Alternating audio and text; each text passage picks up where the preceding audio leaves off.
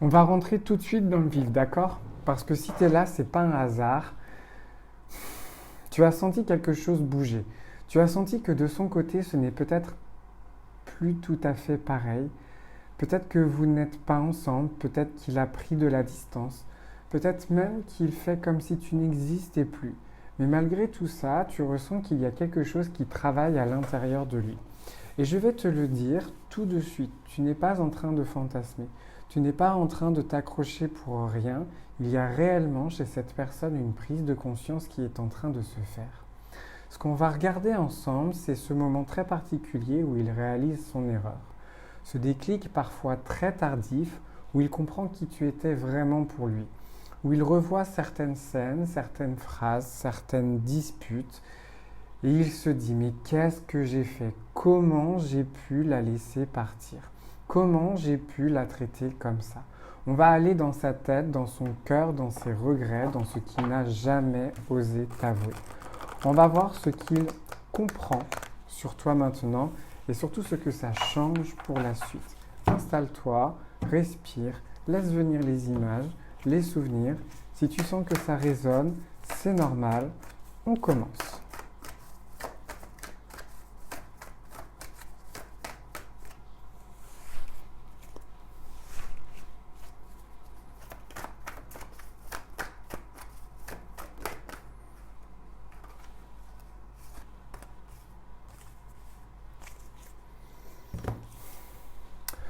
Pendant longtemps, cette personne t'a vu sans vraiment te voir. Il, elle, t'avait en face, présente, dans sa vie, disponible, à l'écoute. Mais il, elle, ne mesurait pas ta valeur réelle.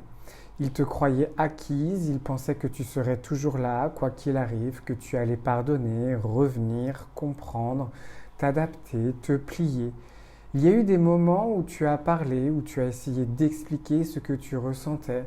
Tu as peut-être dit, là j'ai mal, là j'ai l'impression de ne pas compter, là j'ai besoin que tu sois là pour moi. Et en face, tu as eu quoi? Un mur. De l'indifférence, de la légèreté, ou pire, de la moquerie. Il minimisait, tu exagères, tu fais des histoires, tu es trop sensible. Et toi, petit à petit, tu t'es mise à douter de toi. Tu t'es demandé si tu n'étais pas effectivement trop quelque chose, trop émotive, trop demandeuse, trop intense, alors qu'en réalité, tu demandais simplement un minimum de respect, de considération, d'engagement émotionnel. À cette époque-là, dans sa tête, il se racontait des histoires pour se rassurer. Il se disait elle m'aime trop pour partir. Elle reviendra de toute façon. Je peux repousser, je peux éviter de choisir, je peux rester dans ma zone de confort. Il ne se rendait pas compte qu'en face, il avait une âme loyale, sincère, qui donnait beaucoup, mais qui, une fois brisée, ne reviendrait plus jamais comme avant. C'est ça la première erreur, t'avoir sous-estimé, de ne pas avoir vu ta force, de ne pas avoir vu ta lumière, de ne pas avoir compris que ton amour n'était pas un dû mais un cadeau. Et puis à un moment, quelque chose bascule. Pour certains, c'est quand tu t'éloignes vraiment, pour d'autres, c'est quand ils te voient changer, tu ne réponds plus pareil, tu n'es plus disponible de la même manière, tu ne proposes plus, tu ne relances plus. Ça peut être un silence soudain de ta part. Une phrase que tu prononces et qui te cloue, je ne peux plus continuer comme ça. Ou alors il apprend une nouvelle sur toi. Tu as avancé, tu t'occupes de toi, tu rencontres du monde, tu reprends confiance. Ce qu'il ne te dira pas, c'est qu'à ce moment-là, il l'a ressenti comme une gifle intérieure. Il y a eu comme une fissure dans le personnage qu'il s'était construit. Tout à coup, il réalise que non, tu n'es pas un décor, tu n'es pas un meuble, tu n'es pas un plus dans sa vie. Tu es un être à part entière, avec tes limites, ta dignité, ta capacité à dire stop. Et à partir de là, il commence à revoir le film à l'envers. Les scènes où tu as pleuré, les fois où tu t'es excusé pour avoir trop demandé, alors que tu ne faisais que réclamer le minimum. Les soirées où tu attendais un message qui n'est jamais venu, les promesses non tenues, les portes qu'il a claquées, les silences qu'il a imposés pour te punir, te tester, voir si tu allais revenir. Il commence à se rendre compte que ce n'est pas toi qui étais trop, c'est lui qui était fermé, trop dans l'ego, trop dans la peur d'être vulnérable, trop occupé à fuir ses propres blessures pour voir les tiennes. Cette illumination chez lui ne se fait pas en un claquement de doigts. D'abord, il y a un malaise, une sensation bizarre. Elle se sent vide, nerveux, irritable, sans vraiment comprendre pourquoi. Il peut même essayer de remplir ce vide ailleurs. Travail, distraction, autres personnes, réseaux sociaux, flirt, relations, surface. Mais ça ne marche pas vraiment.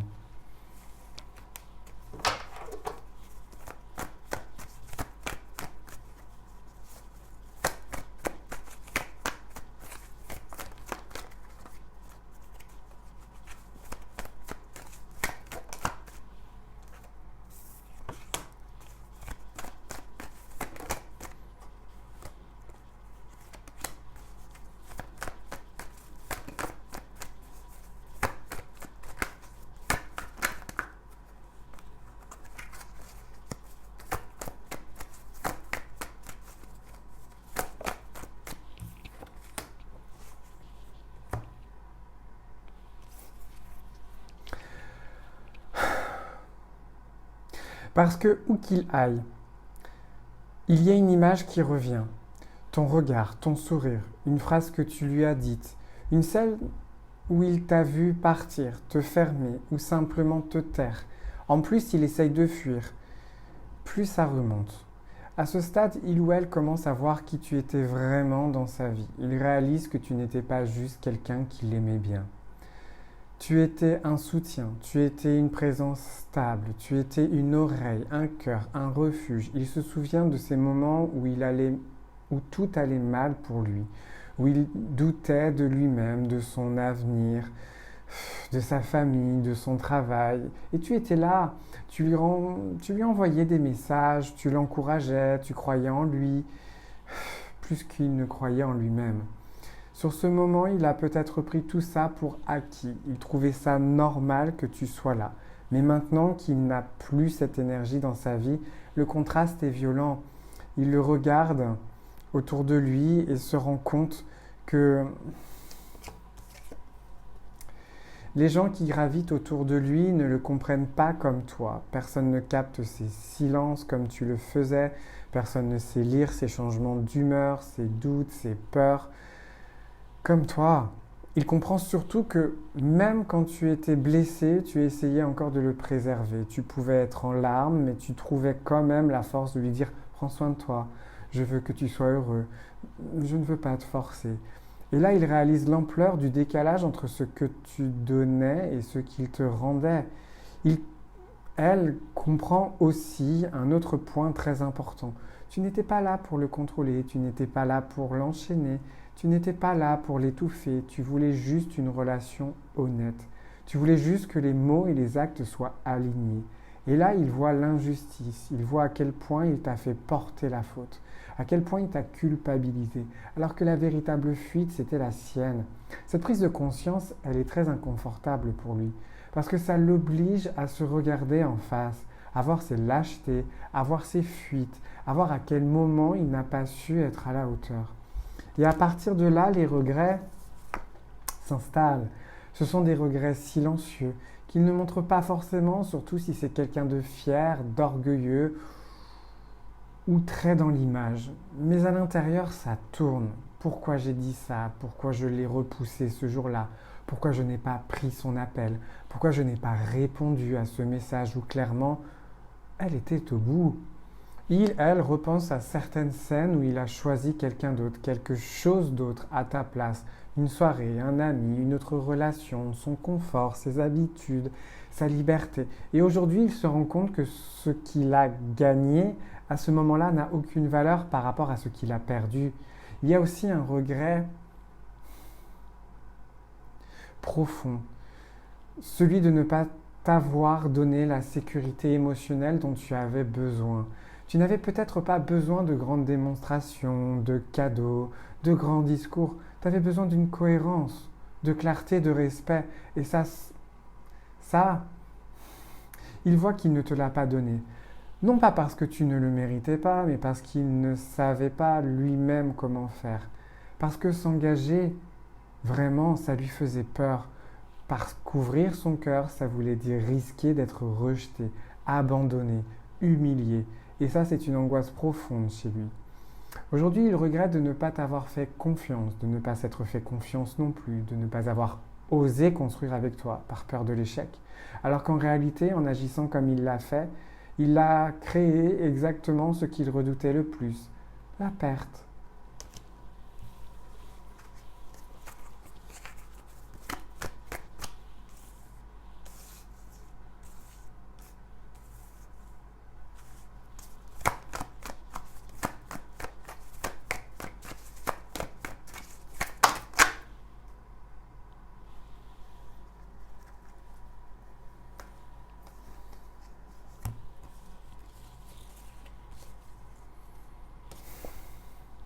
Ce qu'il ne te dira jamais entièrement, c'est qu'il se sent petit face à toi. Petite personne face à aimer quelqu'un qui a su aimer grand. Et ça, c'est une sensation très difficile à avouer. Avec cette illumination tardive vient une tentation très forte. Revenir, te recontacter, t'écrire, te dire qu'il a compris, te dire qu'il a changé. Imagine des scènes dans sa tête, un message qu'il t'envoie un soir, un appel un peu maladroit. Je passais par là, je pensais à toi. Une rencontre par hasard dans un lieu qu'il sait que tu fréquentes. Il pense à te demander pardon, à t'expliquer, à justifier certains comportements, à te raconter ce qu'il vivait, ce qu'il portait, ce qu'il n'a jamais mis en mots. Il a envie parfois de tout poser sur la table et de dire « Je me suis trompé, j'ai eu peur, j'ai foiré, tu ne méritais pas ça, tu étais importante, tu l'es toujours ». Mais entre ce qu'il ressent et ce qu'il ose faire réellement, il y a un fossé. Pourquoi? Parce que pour revenir vers toi, il doit affronter plusieurs choses. Sa peur de ton regard, sa peur de ta réaction, sa honte d'avoir mis autant de temps à comprendre, sa peur aussi que tu aies avancé sans lui. Il se demande,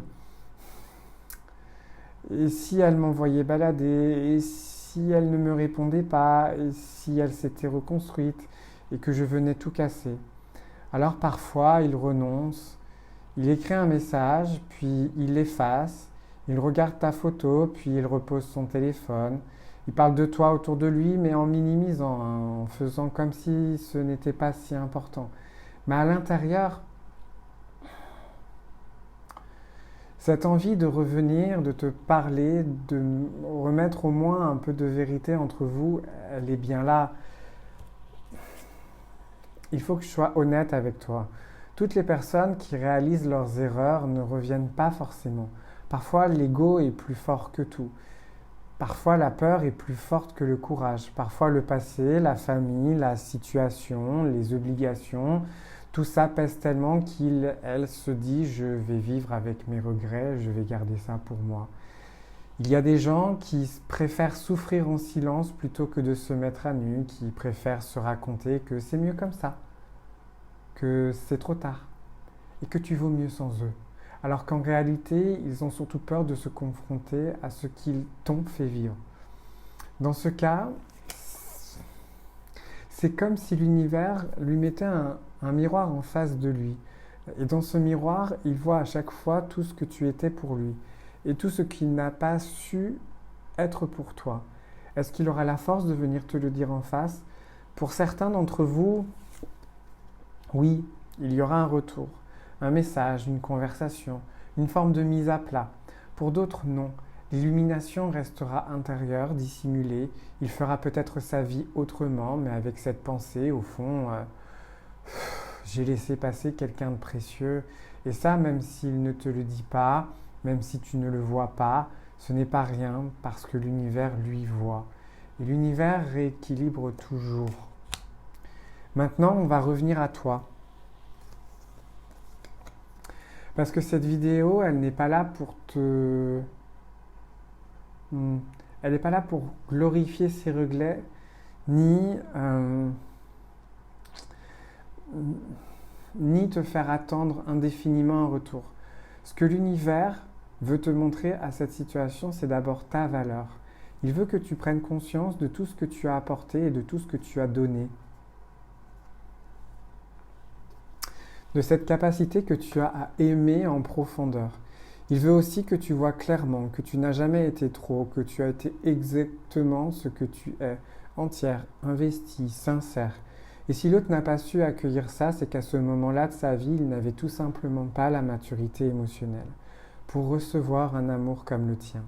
L'illumination tardive chez lui vient valider ce que toi tu savais déjà. Tu sentais qu'il y avait un lien particulier, tu sentais que tu n'étais pas une parmi d'autres. Tu sentais que quelque chose était mal aligné dans sa façon de te traiter. Aujourd'hui, l'univers te dit, tu vois, tu n'étais pas folle, tu n'avais pas inventé ce lien, tu n'avais pas rêvé sa profondeur. C'est juste que lui, elle, n'était pas prêt. Maintenant, la question n'est plus est-ce qu'il regrette. La vraie question devient qu'est-ce que toi tu veux pour la suite de ta vie sentimentale? Est-ce que tu veux continuer à regarder en arrière, attendre un hypothétique retour, ou est-ce que tu veux prendre cette histoire comme une étape, comme une initiation, un apprentissage pour te tourner vers quelque chose de plus juste, de plus aligné avec ce que tu mérites vraiment? Parce que ce qui t'attend, si tu le choisis, ce n'est pas de mendier l'amour, ce n'est pas de supplier quelqu'un de comprendre ta valeur, c'est de rencontrer une personne pour qui ta façon d'aimer sera évidente, naturelle, précieuse.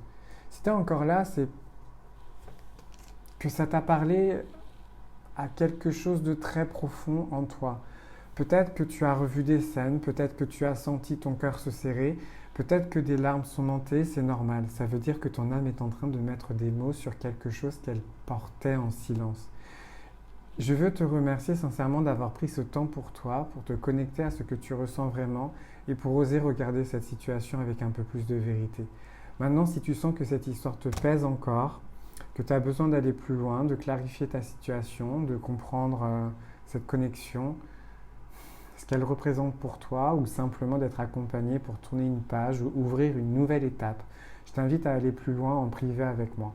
En rendez-vous, on va te mettre au centre.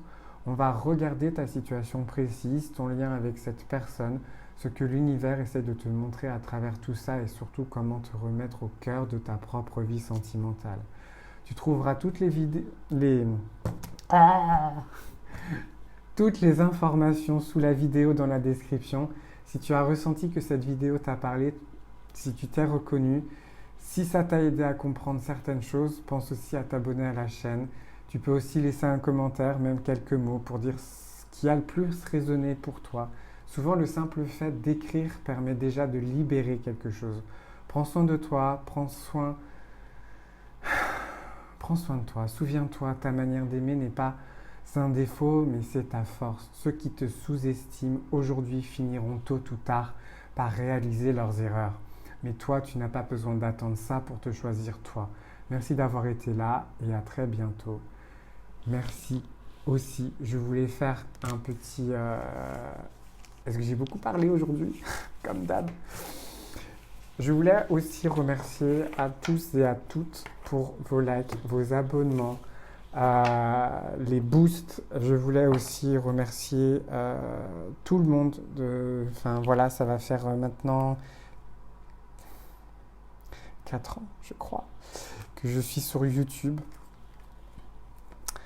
Vous m'aurez fait changer, vous m'aurez fait évoluer, comme on dit si bien. Je vous souhaite à tous une bonne nuit, matinée, petit déj, 4 heures, tout ci, tout ça. Et merci encore pour votre confiance. Merci à vous. Salut.